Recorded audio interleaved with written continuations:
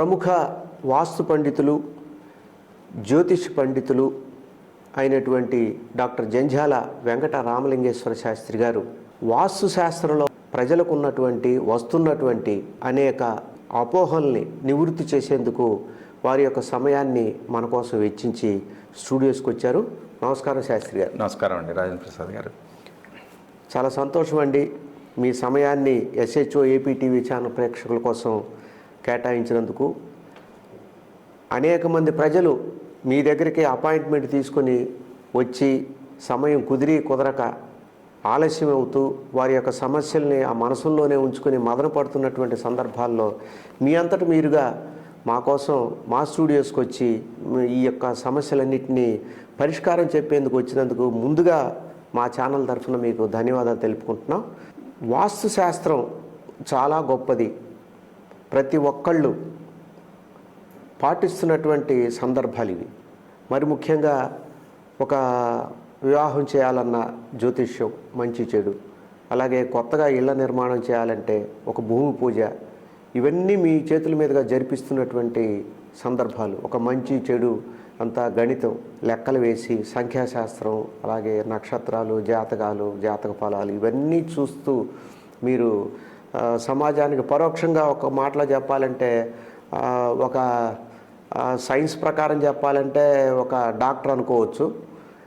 Science కాకుండా చెప్పాలంటే ఒక సిద్ధాంతి, ఒక పండితుడు, ఒక పురోహితుడు కూడా జాతక ఫలాలను బట్టి ఇప్పుడు మీరు చెప్తున్న దీని ప్రకారంగా తూచా తప్పకుండా 100% కనుక ప్రతి ఒక్కళ్ళు పాటించినట్లయితే ఎటువంటి రుగ్మతలు లేకుండా, అనారోగ్య సమస్యలు లేకుండా చక్కగా సంపూర్ణమైనటువంటి జీవితాన్ని గడిపేటువంటి సందర్భం.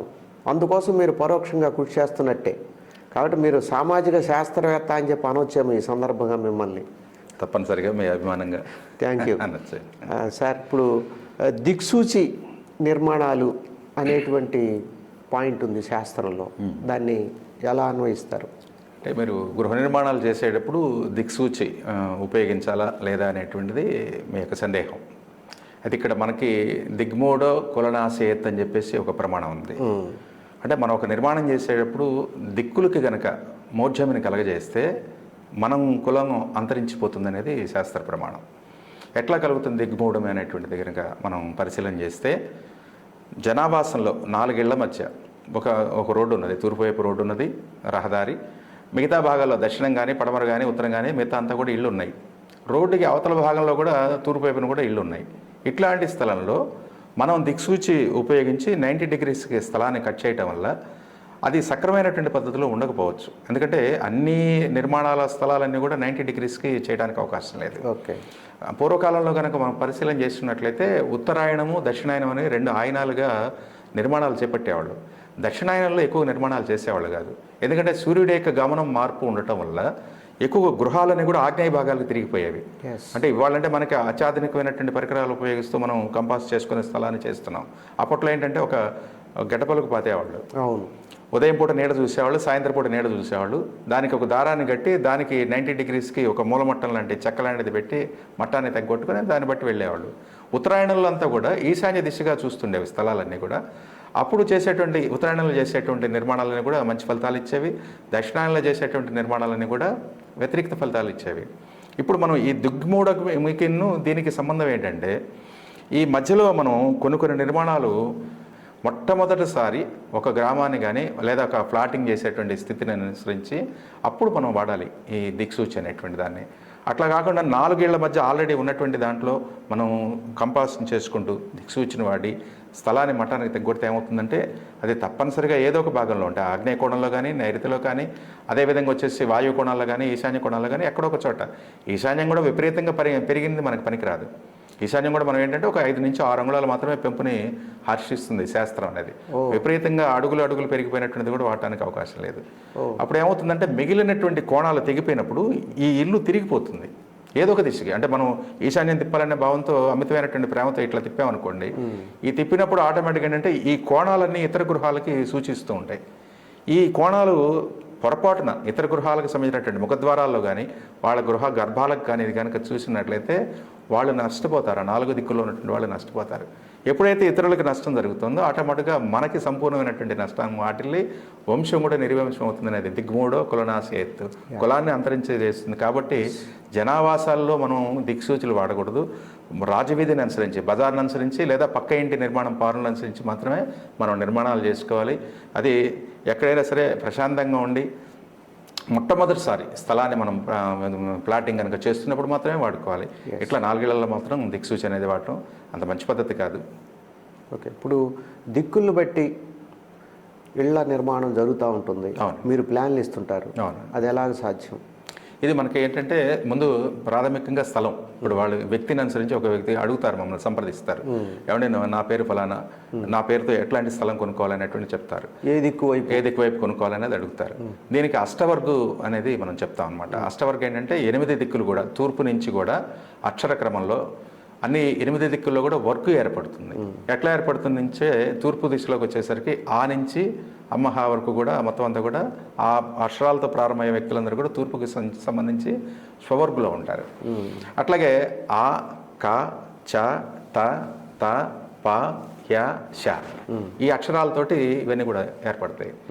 తూర్పు పూర్తిగా అచ్చులన్నీ కూడా తూర్పు దిక్కుకి సంబంధించినటువంటి కా వర్గకి సంబంధించినటువంటి ఆగ్నేయ భాగంలో ఉన్నటువంటి వ్యక్తులందరూ కూడా అక్కడ ఏంటి కాక గగ ఇన్య వరకు ఇందులో వచ్చినటువంటి అక్షరాలన్నీ కూడా ఆ వర్గకు సంబంధించినటువంటి వాళ్ళు. చా చా చా జా జా జా ఎణి అంటే ఇప్పుడు ఈ అక్షరాలు కూడా అన్ని మర్చిపోయారు చాలా మంది. చాచాలంటారు తప్పిస్తే చా చా చా జా జా జా ఎణి అనేటువంటిది ఇక్కడ. అట్లాగే దక్షిణ దిశ అది. అట్లాగే టాటా డాఢాణ అట్లాగే నైరుతి భాగం, తాతా దాధాన పడమర భాగం, అట్లాగే పాపా బాబామ వాయువు కోణం, యారాలావ ఇక్కడ వరకు ఉత్తర భాగం అవుతుంది. షా వరకు కూడా శా షా సా హా అళ అక్షర బండిరా ఈశాన్య కోణానికి ఈ అక్షరాలు అన్వయం అవుతాయి. ఈ అక్షరాలను అనుసరించి ప్రతి ఒక్క వ్యక్తిలో పేరులో మొదటి అక్షరాన్ని అనుసరించి ఏ వర్గుకు సంబంధించినటువంటి వ్యక్తిగా అనేది మనం గుర్తించాలి.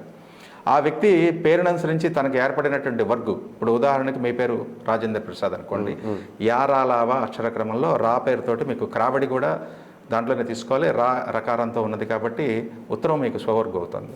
స్వవర్గును అనుసరించి 2వ స్థానం అది ధనవర్గు కింద ఉంటుంది, అంటే ఈశాన్య భాగం అనేది ధనవర్గు అవుతుంది.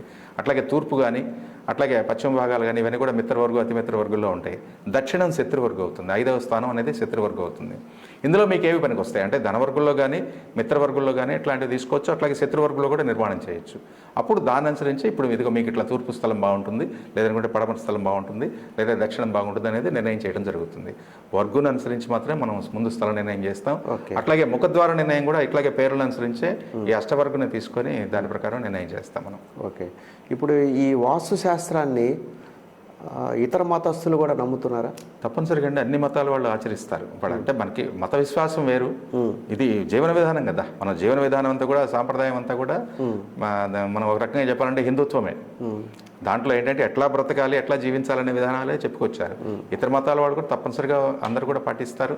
ఇవాళ కూడా అన్ని మతాల వాళ్ళు, ఇప్పుడు వాళ్ళు ఇస్లామిక్ సాంప్రదాయం కానివ్వండి, అట్లా క్రిస్తానీ సాంప్రదాయం కానివ్వండి, ఎవరైనా సరే వాళ్ళు నిర్మాణాలు చేసేటప్పుడు అనేక రకాల జాగ్రత్తలు తీసుకుంటారు. ఇంకో దీంట్లో ఒక చిన్న ఉదాహరణ చెప్పొచ్చు మీకు. నాకు 2003 నుంచి సుమారుగా 6-7 ఆ ప్రాంతాల వరకు కనుక చూస్తే పెదనందిపాడు అట్లాగే ప్రతిపాడు ఆ పరిసర ప్రాంతాల్లో గుంటూరు జిల్లాలో ఉన్నటువంటి ఒక ప్రాంతం చెప్తాను మీకు. అక్కడ ఆ కాలంలో అప్పుడు ఉన్నటువంటి మండల డెవలప్మెంట్ ఆఫీసర్స్ కొంతమంది పిలిచి, ఏమంటే ఇట్లా మనం గవర్నమెంట్ సెక్టార్ నుంచి ఇస్తున్నాం, మనం వీళ్ళందరూ కూడా మనం ఇచ్చే ప్లాన్ ఏదో ఒక తూర్పు దిశను బట్టి ఇచ్చేస్తున్నాం, కానీ వాళ్ళు అది దక్షిణ భాగానికో పడమరకో లేకపోతే ఇంకో రకంగానో చేసుకుని అది కొన్ని దుష్ఫలితాలు పొందుతున్నారు, మీరు ఏమైనా సర్వీస్ చేయగలుగుతారని అడిగారు నన్ను. ఆ వరుస క్రమంలో కొన్ని సంవత్సరాల కాలం పాటు నేను సుమారు ఒక 8,000 నిర్మాణాలు, అంటే సంవత్సరానికి ఒక 2,000 చొప్పున అని కూడా చాలా వరకు ఎక్కువ భాగం ఫ్రీ సర్వీసెస్ చేయడం జరిగింది ఆ పల్లె భాగాల్లో. ఇప్పుడు వాళ్ళందరూ కూడా నివాసం ఉన్నారు. ఎవరున్నా కూడా వాళ్ళందరికీ కూడా సవ్యమైనటువంటి వాస్తు అందే రకంగా గవర్నమెంట్ అధికారులు మనం కోరిన మీదట చాలా వరకు అంతా కూడా 100% హ్యాపీగా ఉన్నారు, చాలా హ్యాపీగా ఉన్నారు ఇవాళ. ఇప్పుడు ఈ సందర్భం వచ్చింది కాబట్టి ఇప్పుడు ప్రభుత్వాలు పేదవారికి ఉచితంగా ఇల్లు కట్టించి ఇస్తున్నాయి, 3 ఫ్లోర్లు 4 ఫ్లోర్లు అలాగా. ఇప్పుడు వాటన్నిటికీ సక్రమంగా వాస్తున్నట్టేనా?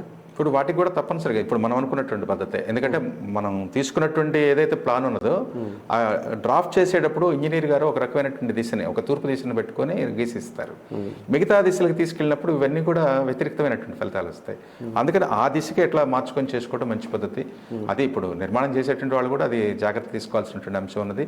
తప్పనిసరిగా సరైనటువంటి పరిస్థితులు లేకపోతే వ్యతిరేక్తమైన ఫలితాలు వస్తాయి. ఇప్పుడు ఎక్కువగా ప్రభుత్వం, మీరు అడిగినటువంటి ప్రశ్నలు అదే, ప్రభుత్వం ఇచ్చేటువంటి ఇళ్లలో చాలా మంది మాకు బాగలేదండి అని బయటకు వచ్చే కారణం ఏంటంటే ఇదే. అది కేవలం ఒక దిశను అనుసరించి డ్రాయింగ్ వస్తుంది, అన్ని దిశల్లో అదే నిర్మాణం చేయడం వల్ల వ్యతిరేక. ప్రభుత్వం కూడా వాళ్ళు ఏదో ఒక పేపర్ మీద ఉన్నటువంటి వాళ్ళ అవకాశాన్ని బట్టి అలాట్మెంట్, వాళ్ళకి ఒక దక్షిణమో తూర్పు ఉత్తరం అలాట్మెంట్ జరుగుతుంది, అదేమో సరిపడదు.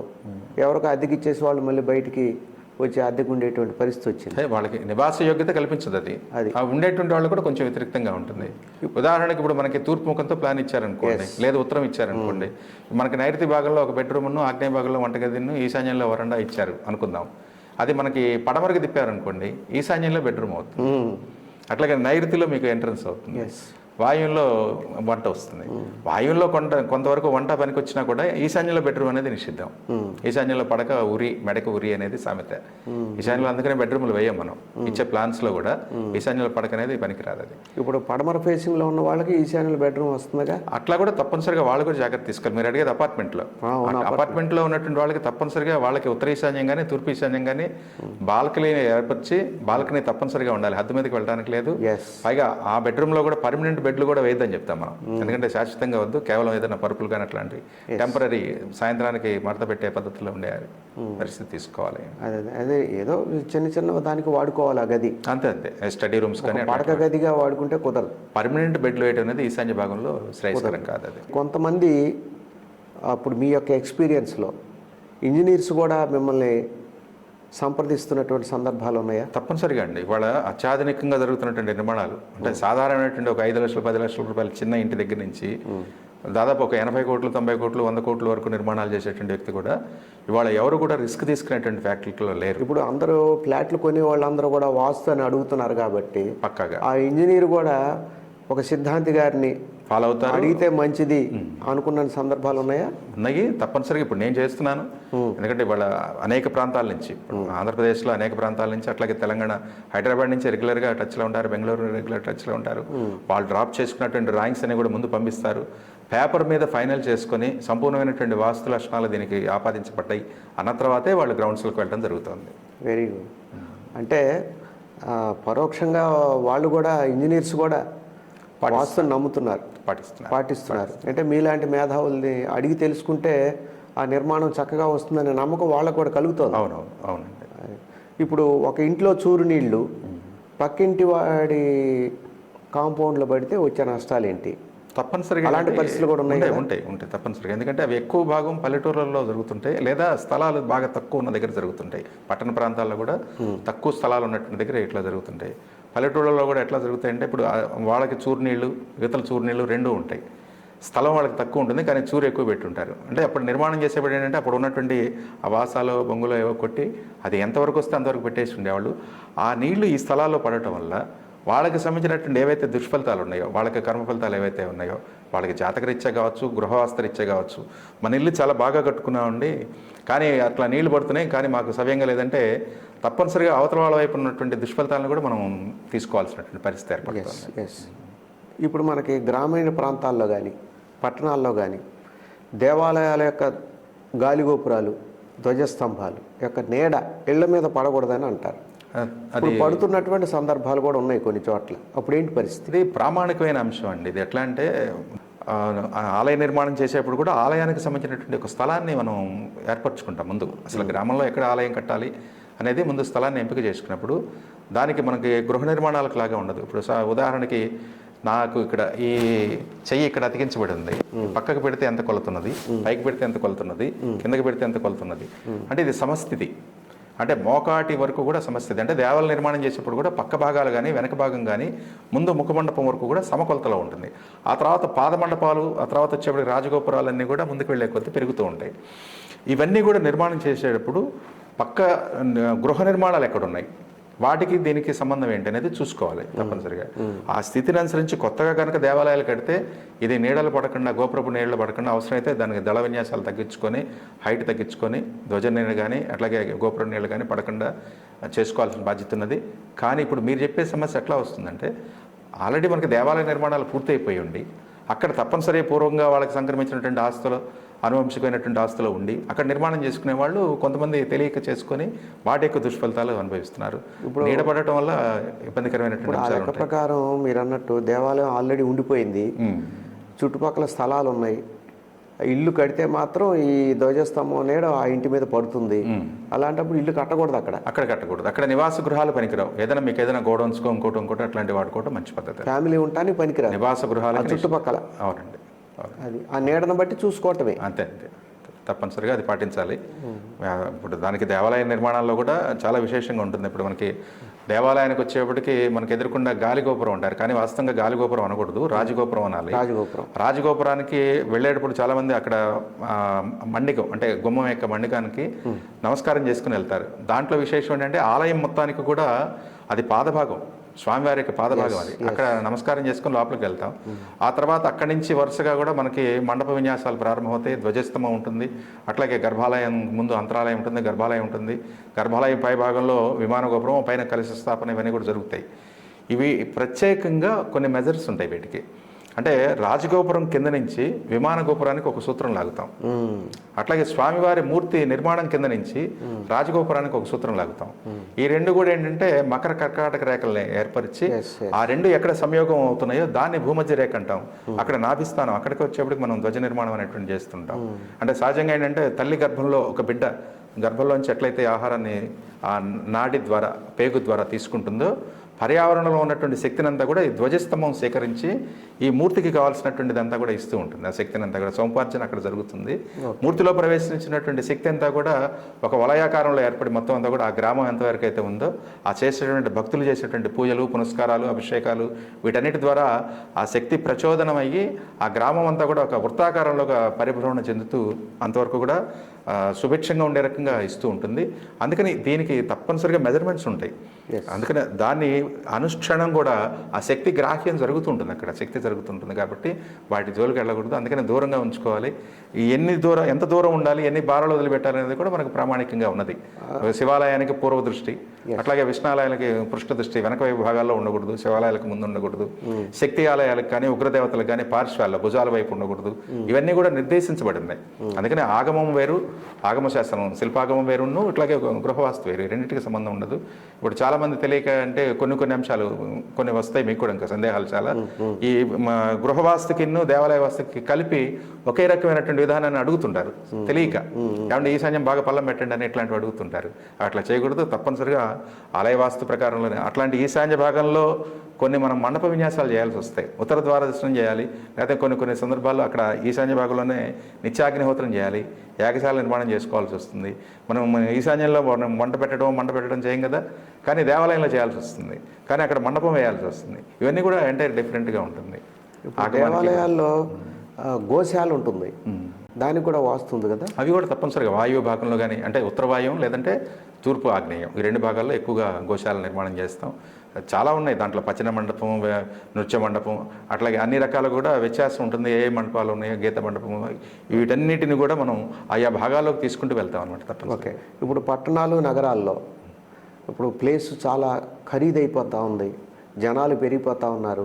గ్రామీణ ప్రాంతాల నుంచి నగరాలకి వలస వస్తున్నటువంటి సందర్భాలు. అక్కడ మరి మనకు వచ్చేసరికి పూర్వకాలంలో ఉత్తరాన శ్మశాన వాటిక, మరి వాళ్ళ శ్మశానం చుట్టూ ఇళ్ళు ఉంటున్నాయి నగరాల్లో. మరి అదేంటి ఆ పరిస్థితి? అంటే ఇక్కడ వాస్తవంగా ఏంటంటే ఎప్పుడో గతంలో వాళ్ళు ఏర్పాటు చేసినప్పుడు అక్కడ నివాసాలు ఉండకపోవచ్చు. ఇప్పుడు అది నగరానికి మధ్యలోకి రావడానికి అవకాశం కలిగి ఉండొచ్చు. అయితే ఇప్పుడు దానికి సంబంధించి ఏంటంటే సహస్రాధికంగా నిర్మాణాలు పెరిగి ఉన్నప్పుడు కొంత దోషం ఉండదనేది ప్రామాణికంగా ఉన్నది. అంటే కొన్ని వాస్తు దోషాలు కూడా అక్కడ నిర్ధారణ అవుతాయి. సో ఇప్పుడు దానికి ఏంటంటే అవసరాలను బట్టి అక్కడ ఉన్నటువంటి స్థానిక ప్రజల యొక్క మనోగతాన్ని, ప్రభుత్వం దృష్టికి తీసుకెళ్ళి మార్చుకోవడం చేసుకోవాలి. కానీ కొంత దుష్ఫలితాలు అయితే ఉంటాయి శ్మశానాన్ని అనుకున్న నిర్మాణాలు ఉండటం వల్ల కూడా. ఆ చుట్టూ చుట్టూ అంటే కొన్ని నగరాల్లో అయితే శ్మశానానికి 3 వైపులా అపార్ట్మెంట్లు ఉన్నటువంటి నగరాలు, పట్టణాలు ఉన్నాయి. చాలా ఉన్నాయి. మరి ఆ అపార్ట్మెంట్లో ఉండేటువంటి వాళ్ళకి అంటే వాళ్ళు కిటికీలోని చూస్తే ఇక్కడ ఇవి కనపడుతూ ఉంటాయి. తప్పనిసరిగా ఏంటంటే అసలు ముందు జాగ్రత్తలు తీసుకోవాలి. అసలు నిర్మాణం చేసేటప్పుడే అట్లాంటి స్థలాలను మనం ఎంచుకోకూడదు. అవసరమైతే ఇంకో చోటకి వెళ్ళాలి.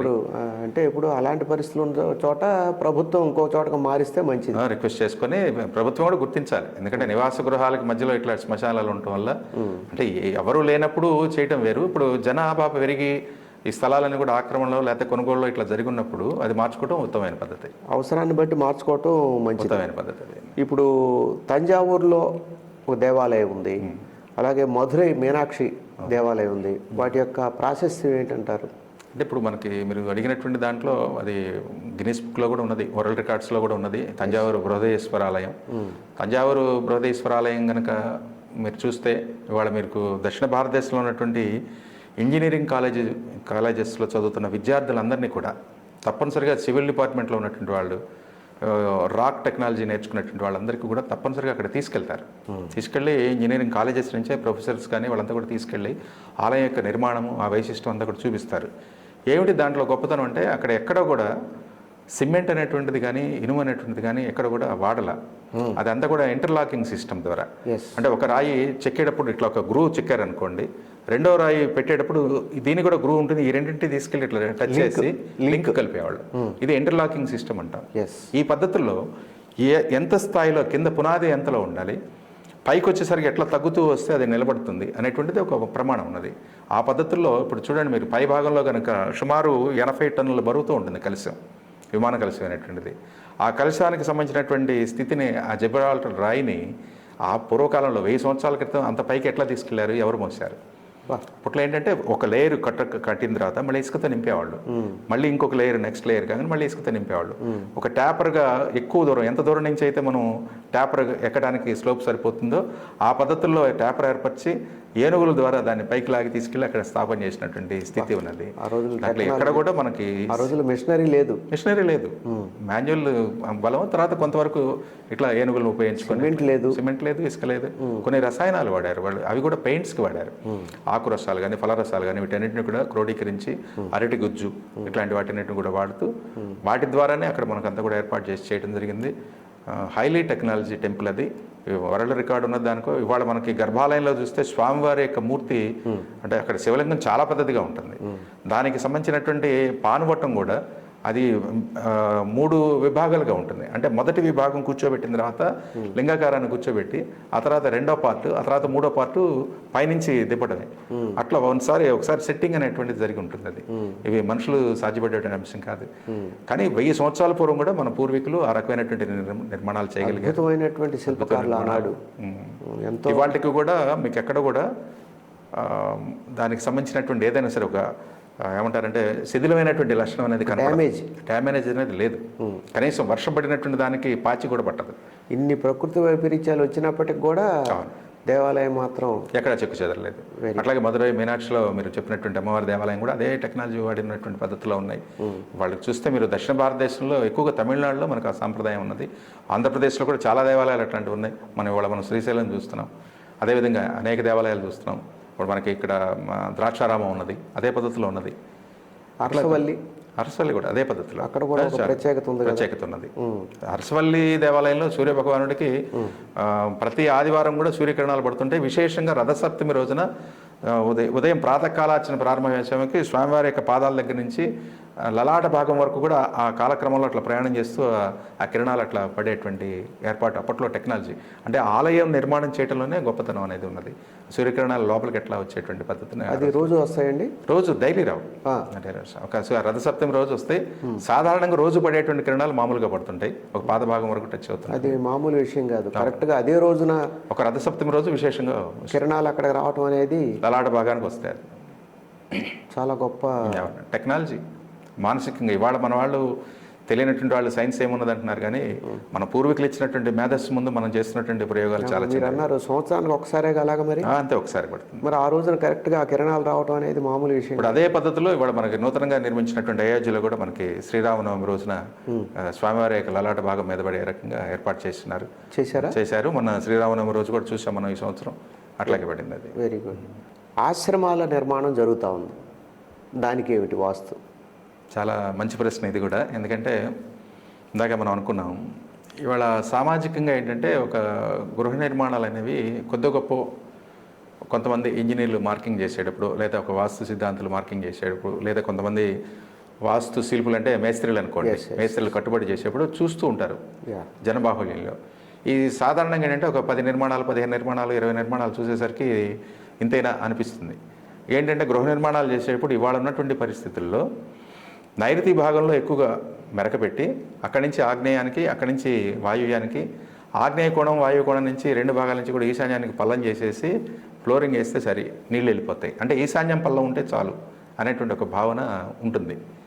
కానీ అసలు మనకి శాస్త్రం ఏం చెప్తుందంటే మన గృహ నిర్మాణాల్లో కూడా గర్భం ఎర్రు ఉండాలి. అంటే తప్పనిసరిగా పూర్వ సాంప్రదాయాలంతా కూడా గర్భం కన్నా దక్షిణ భాగమైనా పడమర భాగమైనా కూడా కనీసం ఒక 3 అంగుళాలు 6 అంగుళాలు అయినా సరే పల్లంలో ఉండేవి. వెనకటి రోజుల్లో ఇల్లు మొత్తం ఉండి ఎత్తుగా ఉండి చుట్టూ ఖాళీ స్థలం అంతా కూడా పల్లంగా ఉండేది. అదే విధానాల్లో మనం దేవాలయాల్లో కూడా అట్లాగే చూడండి, గర్భాలయం కానీ తర్వాత అంతరాలయం కానీ మండపం వరకు ఒక ఎత్తులో ఉంటాయి, కింద అధిష్టానానికి త్రిపీఠానికి ఖాళీ ఎంతైతే ఉందో అంత పల్లంలో చుట్టూ ఖాళీ స్థలం కూడా కనిపిస్తుంటుంది. ఇది ఎందుకు చెప్తున్నారనేది ఏంటంటే దీనికి ఆలయ నిర్మాణాలకి సపరేటు, గృహ నిర్మాణాలకి సపరేటు. ఈ రకమైనటువంటి గృహ నిర్మాణాల్లో వాడే విధానాలని ఇటీవల నాకు ఒక ఆశ్రమానికి సంబంధించినటువంటి ఒక నిర్వాహకుల్లో ఆయన ఫోన్ చేసి మాట్లాడారు నాతోటి. సో ఒక వ్యక్తి అండి, మాకు స్వామివారికి చాలా అనుంగు శిష్యుడు, స్వామివారి అంటే చాలా ప్రేమ, అభిమానం, గౌరవం అన్నీ ఉన్నాయి, ఆశ్రమానికి కావాల్సినటువంటి సర్వీసెస్ అన్నీ చేస్తున్నాడు, ఆయన కావాల్సిన పద్ధతులు అన్నీ కూడా చేస్తే ఇట్లా ఫ్లోరింగ్ వేస్తున్నామండి, ఆయన మేము ఒక పద్ధతిలో వెళ్తుంటే ఆయన అట్లా కాదు, తప్పనిసరిగా ఈశాన్యం పల్లం పెట్టాలి, తూర్పు పల్లం పెట్టాలి, ఉత్తరం పల్లం పెట్టాలని గొడవ చేస్తున్నారండి, మీ సలహా ఒకసారి వారికి చెప్పండి అని చెప్పి ఫోన్ చేసి నాకు వారు ఇవ్వటం జరిగింది. ఫోన్లో నేను వారితో ఆ దాతని, అంటే ఇప్పుడు ఆశ్రమం పేరు కానీ స్వామీజీ పేరు కానీ మనం ఉదహరించుకోకూడదు, ఆ దాతతోటి నేను మాట్లాడటం జరిగింది. దాతకి చెప్పినప్పుడు అప్పుడు నేను కొన్ని అంశాలు చెప్పాను. సహజంగా మనం ఈశాన్యం పల్లం ఎందుకు పెడతామంటే ఈశాన్యం అనేటువంటిది మనకి ఇచ్చేటువంటి ఫలితం వంశవృద్ధి, అంటే వంశం బాగుండాలి అనేది. తూర్పు పల్లం ఎందుకు పెడతామంటే తూర్పు ఇంద్రస్థానం కాబట్టి గొప్ప పేరు ప్రఖ్యాతులు రావాలి, ఉన్నతి స్థాయి పొందాలి, లేకపోతే మంచి ఉద్యోగం రావాలి, లేకపోతే రాజకీయంగా ఎదగాలి, ఇవన్నీ ఉంటాయి. అట్లాగే ఉత్తరం పల్లం ఎందుకు పెడుతున్నామంటే అది కుబేర స్థానం, బాగా సంపాదన రావాలి, ధనం రావాలి, ఇంకొకటి రావాలి, ఏదైనా సరే కాముకత్వం, ఇవన్నీ కోరికలు. ఇది మనం సహజంగా నివాస గృహాల్లో వాడుతున్నటువంటి అంశాలని మనం ఆశ్రమంలో పెట్టడానికి లేదు నాన్న, దానికి ప్రత్యేక విధానం ఉంది, బాగా మనసు లగ్నం చేసి దాన్ని వినండి, మీరు అట్లా చేయకూడదు. ఆశ్రమ నిర్మాణాలు చేసేటప్పుడు ఆశ్రమంలో స్వామీజీ అక్కడ ఎవరైతే పీఠాన్ని నిర్వహిస్తున్నారో ఆయన యొక్క ముఖ్య ఉద్దేశం ఏంటంటే ఆయన ఒక రకమైనటువంటి తపోదీక్షలో ఉంటున్నాడు. ఆయనకి ఏదైతే సంకల్పం ఉందో ఆ తపస్సంకల్పం నెరవేరాలి. ఆయన సంకల్పం ఏంటంటే లోక కళ్యాణం. ఎవరైనా లోక కళ్యాణం కోసం చేస్తారు, తర్వాత ముక్తి పొందడం కోసం చేసేటువంటి అంశాలు ఉంటాయి. ఈ తపస్సులకి, యతులకి, ఋషులకి వీడికి వాడేటువంటి వాటికి ప్రత్యేకంగా శుద్ధ ప్రాచ్య విధానం అంటాం మనం. అంటే ఒక స్థలం ఉన్నది, ఒక 100 అడుగులు ఎటు చూసినా కూడా ఒక 100 అడుగులు ఉన్నది, దీన్ని మధ్య భాగంలో నిర్మాణం చేయాలి. ఆశ్రమం నిర్మాణం చేయాలంటే మనకి ఇళ్ళకి నిలబెట్టినట్టుగా దక్షిణ భాగం కొద్దిగా వదిలి పడమర వదిలి ఉత్తరం తూర్పులో ఎక్కువ పెట్టి నిర్మాణం చేయడానికి లేదు. శుద్ధ ప్రాచ్య విధానంలో స్థలం మొత్తాన్ని సెంటర్ చేసుకొని అక్కడే నిర్మాణం చేసుకోవాలి. అట్లాగే ఇప్పుడు ఈ నీటి ప్రవాహాలు, పల్లాల గురించి కూడా ఆలోచన చేస్తే ఒక చెంబుడు నీళ్లు పోస్తే ఒక 9 అంగుళాలు జారాలంటే కనీసం గంట పట్టాలి. అంటే నీటి వాటం అనేది వేగంగా వెళ్ళడానికి లేదు. ఎందుకు వెళ్ళకూడదంటే ఉత్తర భాగానికి వెళ్ళే కొద్దీ ధన సంపాదన మీద దృష్టి పడుతుంది, తూర్పు భాగానికి ప్రవాహం వేగంగా వెళ్ళే కొద్దీ పేరు ప్రఖ్యాతులకి దాని మీద దృష్టి వస్తుంది. ఈశాన్య భాగం చాలా ప్రమాదం, ఎందుకంటే అది వంశవృద్ధిని చూపిస్తుంది. అంటే ఇప్పుడు నువ్వేం చేస్తున్నావు తెలియకుండా నువ్వు స్వామీజీ వారిని సన్యాసాశ్రమంలోంచి గృహస్థాశ్రమంలోకి తీసుకొచ్చి ఆయనకి సంతానం కలగజేసే ఒక రకమైనటువంటి దుష్ప్రయోగం చేస్తున్నాను తెలియక. అంటే నీకు తెలియక జరుగుతుంది ఇది, కాబట్టి ఆశ్రమాలకి ఈ రకమైనటువంటి పద్ధతులు ఉపయోగించకూడదు. అక్కడ శుద్ధ ప్రాచ్య విధానాల్లో ఉండాల్సిందే.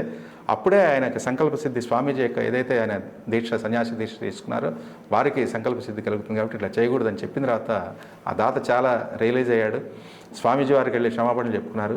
స్వామీజీ గారు కూడా చెప్పారట అంతకుముందు, మనం చెప్పేది కాదు ఇది, లౌకికంగా చెప్పాలి కాబట్టి ఎవరైనా మనం ప్రఖ్యాత సిద్ధాంతం ఎవరైనా ఉంటే వారి ద్వారా మాట్లాడించండి చెప్తేనే వారు నాకు ఫోన్ చేయడం జరిగింది. ఈ సమాధానం చెప్పిన తర్వాత వాళ్ళు చాలా రియలైజ్ అయ్యారు. తర్వాత అంతా మార్చారు. అప్పటి వరకు చేసినటువంటిది అంతా కూడా తీసేసి మళ్ళీ మామూలు సరైనటువంటి పద్ధతిలో వేసుకొని నిశ్చలమైనటువంటి స్థితిలో ఉండాలి, మనసు చెల్లించకూడదు, కామకత్వాలు ఏర్పడకూడదు. కాబట్టి ఆశ్రమ ధర్మాలకి ఎట్లాంటి విఘాతం లేకుండా వాళ్ళు నిర్మాణం చేసుకున్నారు. ఓకే. ఇప్పుడు మనకు ప్రభుత్వ కార్యాలయాలు ఉంటాయి, అలాగే హాస్పిటల్స్ ఉంటాయి. మరి అవి కట్టేటప్పుడు మరి వాస్తు ఉండాలంటారా? తప్పనిసరిగా ఉంటాయండి. దీంట్లో టెక్నికల్ ఉన్నది. ఇప్పుడు కొన్ని అంశాలు వచ్చేప్పటికి హాస్పిటల్కి వాస్తు లేకపోతే ఏమవుతుంది? పేషెంట్లు వస్తుంటారు పోతుంటారు కదా. అదే వచ్చే విధానం, వెళ్ళే విధానమే ఇక్కడ ఇంపార్టెంట్. ఇప్పుడు దక్షిణ భాగం యమస్థానం నుంచి లోపలికి తీసుకొస్తుంటారు చాలా మంది. ఇప్పుడు డాక్టర్ అంటే సైన్స్ చదువుకొని వచ్చాడు, ఇప్పుడు ఆయన కూడా వాస్తు పాటించాలా? ఇది సైన్సే కదండి, పూర్తి స్థాయిలో ఇది కూడా సైన్సే కదా. ఇప్పుడు నేను కూడా అదే చెప్తున్నాను, దక్షిణ భాగం నుంచి లోపలికి తీసుకొస్తే. అంటే ఇప్పుడు డాక్టర్ గారు వాస్తు పాటించాడు అనుకోండి, ఒక డాక్టర్ హాస్పిటల్ అంటే ఎక్కువ మంది పేషెంట్లు రావాలనేదేగా వాళ్ళ కోరిక. మరి అలాంటప్పుడు వాస్తు పాటిస్తే ఎక్కువ మంది పేషెంట్లు వస్తారు హాస్పిటల్కి? తప్పనిసరిగా ఉంటారండి. ఎందుకంటే ఇవాళ మీరు చూడండి, వాస్తు సక్రమైనటువంటి విధానంలో లేకుండా నిర్మాణాలు చేసినటువంటివన్నీ కూడా ఇవాళ అసలు ప్రారంభానికి నోచుకోకుండా మూలపడినటువంటి హాస్పిటల్స్ ఎన్నో ఉన్నాయి. అట్లాగే సక్సెస్ రేట్ లేనటువంటి హాస్పిటల్స్ ఉన్నాయి. సక్సెస్ రేట్ ఏంటంటే లోపలికి వచ్చినటువంటి పేషెంట్ రోగం తగ్గి ఆరోగ్యంగా బయటకు వెళ్ళాలి. అటువంటి పద్ధతి లేదు ఇవాళ, లేకుండా పోతుంది. సో ఇవాళ నాకు తెలిసి అనేక నగరాల్లో, ఇప్పుడు మనకి హైదరాబాద్ కావచ్చు, అట్లాగే బెంగళూరు కావచ్చు, విశాఖపట్నం కావచ్చు, గుంటూరు కావచ్చు, అనేక రకాల్లో ఇట్లాంటి హాస్పిటల్ నిర్మాణాలు కూడా చేసేటువంటి వాటిలో కూడా ముందుగానే మనం కొన్ని సలహాలు తీసుకుని, అంటే పేషెంట్లు ఎట్లా ఇన్వాల్వ్ ఎట్లా ఉండాలి, ఎట్లా ప్రవేశించాలి, ఆపరేషన్ థియేటర్స్ ఎక్కడ ఉండాలి, ఎండి ఎట్లా ఉండాలి, తర్వాత మిగతా అన్ని కూడా మెడికల్ ఎట్లా ఉండాలి, ఇవన్నీ కూడా వాళ్ళు ప్రాథమికంగా మన సలహాలు తీసుకునే వాటిని పాటిస్తూనే ముందుకెళ్తారు. తప్పనిసరిగా ప్రభుత్వ ఆఫీసులు కూడా చాలా వర్క్ అండి. ప్రభుత్వ ఆఫీసులు కూడా అంటే వాళ్ళు తప్పనిసరిగా డిపార్ట్మెంట్ ఇంజనీర్స్ ఫాలో అవుతారు, కానీ డ్రాయింగ్స్ మాత్రం సలహాలు తీసుకుంటారు తప్పనిసరిగా. సార్ ఇప్పుడు మరి శివాలయానికి ఎదురు ఇందాక అనుకున్నాం మనం, ఇళ్ళు నిర్మిస్తే వచ్చే దుష్ఫలితాలు, శుభదృష్టి అంత మంచి ఫలితాలు రాదు. ఎందుకంటే అది వంశానికి ఇబ్బంది జరుగుతుంది. ఎందుకంటే ఆయన తీవ్రమైనటువంటి దృష్టి ఉంటుంది, అందుకని మంచి పద్ధతి కాదు. 8 రెట్లు ఆలయం యొక్క ప్రాకారానికి కొలత ఎంతైతే ఉన్నదో దానికి 8 రెట్లు వదిలిపెట్టి నిర్మాణం చేయాలనేటువంటి ఒక పద్ధతి ఉన్నది. అది వంశం మీద ఎక్కువ ఎఫెక్ట్ పడుతుంది, నిర్వంశం అవుతుంది. అది సాధారణంగా ఒక జనంలో ఒక అపప్రద ఉంది. టెంపుల్కి స్వామివారు ముందు వైపు ఎదురు చూస్తూ ఉంటారు, తూర్పు వైపు అనుకుందాం. ఆ టెంపుల్కి వెనుక వైపు ఉన్నటువంటి ఇళ్ల వాళ్ళకి సరైనటువంటి అభివృద్ధి, డెవలప్మెంట్ ఉండదు అనేటువంటి ఒక అపప్రద ఉంది. అది ఎంతవరకు? అట్లా ఉండదండి, అట్లా కాదు. ఇందాక మనం చెప్పుకున్నటువంటి అంశంలో కనుక చూస్తే తప్పనిసరిగా శివాలయాలకి పూర్వదృష్టి అంటే ముందు వైపున, విష్ణాలయాలకు పృష్ఠభాగం అంటే వెనక వైపున. అంటే విష్ణాలయం అంటే ఏదైనా కావచ్చు, అది రాముల వారు కావచ్చు, వెంకటేశ్వర స్వామి కావచ్చు, కృష్ణ పరమాత్మ కావచ్చు, ఎవరైనా. అట్లాగే శక్తి ఆలయాలు, అమ్మవారి దేవాలయాలకి పార్శ్వాల్లో, ఉగ్రదేవతలకు కూడా నరసింహస్వామి కానీ వీరభద్రుడు కానీ ఇట్లాంటి దేవాలయాలు ఉంటాయి, వాటికి కూడా పార్శ్వాల్లో అంటే భుజాల వైపు అనేటువంటిది నిర్మాణాలు పనికిరావు. మనకి ఆ క్రమం చెప్పున్నది ఎంత వదిలిపెట్టి నిర్మాణం చేయాలనేటువంటిది. అది వదిలిపెట్టి కనుక చేసుకుంటే తప్పనిసరిగా అభివృద్ధి ఉంటుంది. అది అక్కడ మనకి దేవాలయం అనేటువంటిది ఏంటంటే గ్రామాభివృద్ధిని కాంక్షిస్తూనే ఉంటుంది. కాకపోతే శక్తి సముపార్జన ఎక్కువగా జరుగుతుంటుంది, నిరంతర ప్రక్రియ అక్కడ. అట్లాగే ఆలయంలో కూడా అర్చక స్వామి మంత్రోచ్చాటన చేసినప్పుడు ఆ గర్భాలయంలో అది రిపిటేషన్ వస్తూ ఉంటుంది, నిరంతర శక్తి. అందుకని మనం ఆలయంలోకి వెళ్తే ప్రశాంతంగా ఉంటుంది, అన్నీ మర్చిపోతూ ఉంటాం. మనకున్నటువంటి మానసికమైనటువంటి స్థితి కూడా ప్రశాంతంగా మారి అన్నింటిని మర్చిపోయి మనం తేజస్సుతో బయటకు వస్తుంటాం. అంత శక్తివంతమైనటువంటి ఆలయాల్లో మనం వాటికి జాగ్రత్తగా కనుక వదిలిపెట్టాల్సినటువంటి స్థలాలు వదిలిపెట్టి కనుక నిర్మాణాలు చేసుకుంటే మంచి స్థితిలో ఉంటుంది తప్పనిసరి. ఇప్పుడు ఒక దేవాలయాలు కొంతకాలం పాటు అందుబాటులో ఉంటాయి భక్తులకి, కొన్ని కారణాల వల్ల కొంతకాలం మూతేసి ఉంచుతారు, ఆ తర్వాత మరలా పునరుద్ధరణ జరుగుతుంది. అప్పుడు ఏంటి ఆ తేడా అక్కడ? అంటే పునరుద్ధరణ అనేటువంటిది ఇంట్లో మీరు అడిగిన ప్రశ్నలో 2 రకాలు ఉన్నది. ఇప్పుడు కొన్ని ఉన్నాయి. ఇప్పుడు సంగమేశ్వరం నీళ్ళల్లో ఒక దాదాపు సంవత్సరానికి ఒక 7 నెలలు 8 నెలలు స్వామివారి దేవాలయం అంతా కూడా మునిగిపోయి ఉంటుంది, నీళ్ళలో ఉంటుంది. కేవలం ఒక 4 నెలలు మాత్రం అంటే సీజనల్గా బయటపడుతుంది. దీనికి ప్రత్యామ్నాయాలు ఉంటాయి. అంటే దేవాలయ నిర్మాణం జరిగినప్పుడే యువతల రేవుకి యువతల ప్రాంతాల్లో అక్కడ ఒక ఉపాలయము, స్వామివారికి సంబంధించినటువంటి ప్రత్యామ్నాయ దేవాలయం ఉంటుంది. ఇక్కడ నివేదనలు జరుగుతుంటాయి. ప్రధానంగా ఈ వరదలు ఇట్లాంటివి తగ్గి నీరు బయటపడ్డప్పుడు అక్కడికి వెళ్ళి చేయడం జరుగుతుంది. లేదా ఇప్పుడు ఒక ఆలయం ఏదైనా మీరు చెప్పినట్టుగా మూతపడిపోయింది గ్రామాల్లో, దాన్ని తిరిగి మళ్ళీ జీర్ణోద్ధరణ చేసుకొని మళ్ళీ పునః అన్నీ కూడా ఆగమానుసారం అక్కడ ఆహ్నిక దీక్షతో, అది త్రయాహ్నికంగానే పంచాహ్నికంగానే దీక్షతోటే వాటికి మళ్ళీ స్వామివారికి సంబంధించినటువంటి కళలన్నీ కూడా సంపార్జన చేసుకుంటూ వాటికన్నీ కూడా అధివాస కార్యక్రమాలన్నీ కూడా చేసుకొని ప్రాణప్రతిష్ఠ అనేది మళ్ళీ చేసుకోవాల్సి వస్తుంది. లేదనుకుంటే సంప్రోషణ విధానాలతో ముందుకు వెళ్లాల్సి వస్తుంది. అది ఆగమాలను అనుసరించి ప్రధానంగా స్మార్తం, వైదిక స్మార్తాగము, వైకానసాగము, అట్లాగే పాంచరాత్రాగము, శైవాగము, ఇట్లా గ్రామదేవతా విభాగం ఇట్లన్నీ కూడా ఉన్నాయి. చాతాద వైష్ణవం. ఈ ఆగమానుసారం ఒక్కొక్క విధానంలో ఒక రకమైనటువంటి మంత్రభాగం ఉంటుంది. దానికి తగ్గట్టుగా క్రతువు అనేది ఉంటుంది. ఆ క్రతువును అనుసరించి ఆయా పండితులు ఆ నిర్వహణ అంతా కూడా చేస్తుంటారు.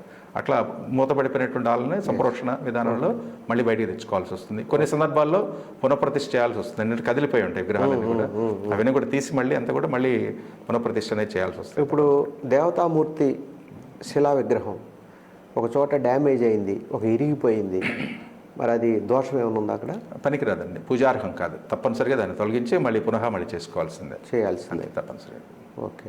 ఇప్పుడు మీరు గ్రామీణ ప్రాంతాల్లో కొత్తగా దేవాలయాలు ఏర్పాటు చేసుకోవాలనుకున్నప్పుడు మిమ్మల్ని సంప్రదించినప్పుడు వారికి మీ సర్వీసెస్ అందిస్తున్నారా?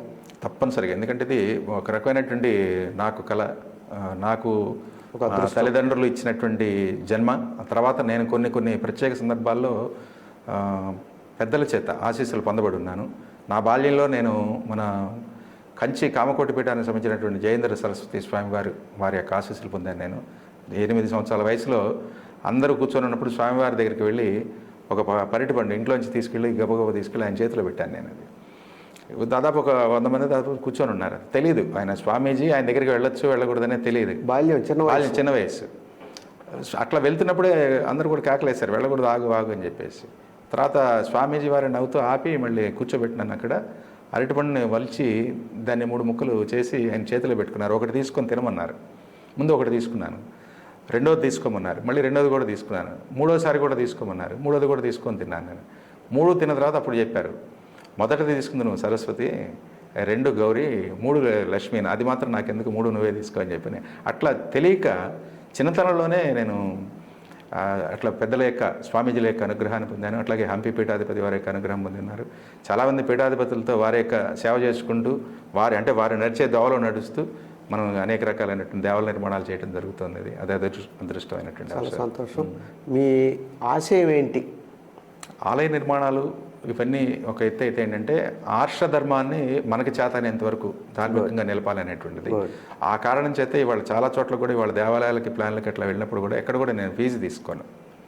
వెళ్ళిన దగ్గర నుంచి అది 1 సంవత్సరం పట్టినివ్వండి, 2 సంవత్సరాలు పట్టినివ్వండి, 3 సంవత్సరాల వరకు కూడా వెళ్తూనే ఉంటాం. పూర్తిగా ఆలయ నిర్మాణం పూర్తయిన తర్వాత ఆ రోజున మనం నిర్మాణం పూర్తయిన తర్వాత వాళ్ళు సంతోషంగా ఏదైనా సన్మాన సత్కారం చేయడం తప్పిస్తే ప్రత్యేకంగా ఫీజు అనేటువంటి తీసుకునేది ఉండదు. మీ కనకాభిషేకం జరిగింది, అది ఎప్పుడు? కనకాభిషేకం వచ్చేప్పటికి 2019 అండి. 2019లో జరిగింది. ఇక్కడ మన కొప్పర్రు గ్రామం, గుంటూరు జిల్లా పెదనందిపాడు మండలం. అక్కడ గ్రామంలో సుబ్రహ్మణ్యేశ్వర స్వామి దేవస్థానం ఒకటి ప్రతిష్ఠ చేశాం. ఆ గ్రామస్తులందరూ కూడా చాలా ఆప్యాయంగా అక్కడ జరిగినటువంటి స్వామివారి యొక్క ప్రతిష్ఠా విధానాలు అవన్నీ కూడా చూసి వాళ్ళు సంతోషంగా కనకాభిషేకాన్ని అనేటువంటి నిర్వహించడం జరిగింది. అట్లాగే 2011లో ఒకసారి కాకుమాను మండలం ఒల్లూరు గ్రామంలో, అట్లాగే 2016లో అదే మండలం కొమ్మూరు గ్రామంలో కూడా 2 సార్లు స్వర్ణ కంకణం అనేటువంటిది బహుకరించి సన్మానించడం జరిగింది. ఇట్లాంటివి అనేక సన్మానాలు అనేటువంటివి జరిగినాయి. అట్లాగే కోటి దీపోత్సవాల్లో నేను పాల్గొన్నాను. అనేక ప్రభుత్వపూర్వకమైనటువంటి సన్మానాలు జరిగినాయి. ప్రైవేటు పూర్వకంగా దేవాలయాల నిర్మాణాలు జరిగిన దగ్గరే కాకుండా అనేక ఆధ్యాత్మిక సంస్థలు కానీ గురువుల ద్వారా కూడా నేను సన్మానాలు పొంది ఉన్నాను. సంతోషం. జంధ్యాల వెంకట రామలింగేశ్వర శాస్త్రి గారు వారి యొక్క వాస్తు శాస్త్రంలో ఉన్నటువంటి అపార అనుభవాన్ని, వారి యొక్క మేధస్సుని మన SHO AP TV ఛానల్ ప్రేక్షకులకు అందించారు. ప్రజల్లో వాస్తు శాస్త్రంలో ఉన్నటువంటి అనేక అనుమానాలు, రుగ్మతలు, అపోహలు, అలాంటి వాటన్నిటికీ వారు స్వయంగా మన స్టూడియోస్కి వచ్చి వాటన్నిటికీ మంచి సలహాలు ఇచ్చారు. వారి సలహాలను కనుక పాటించినట్టయితే తప్పనిసరిగా ప్రతి ఒక్క కుటుంబం సుఖశాంతులతో ఆరోగ్యంగా జీవించడానికి అవకాశం ఉంటుంది. వారు ఎంతో తీరిక లేనటువంటి సమయాన్ని మనకి కేటాయించడం ఇవాళ మన అదృష్టంగా భావించవచ్చు. ఈ విధంగా వారి యొక్క జ్ఞానాన్ని మనకు అందించినందుకు వారికి ధన్యవాదాలు తెలుపుకుంటున్నాం. SHO AP TV ఛానల్ ప్రేక్షకులు తరఫున నమస్కారం శాస్త్రి గారు. నమస్కారం అండి రాజేంద్ర ప్రసాద్ గారు. అట్లాగే SHO AP TV ఛానల్ చూస్తున్నటువంటి వీక్షకులందరికీ కూడా నమస్కారం, ధన్యవాదాలు.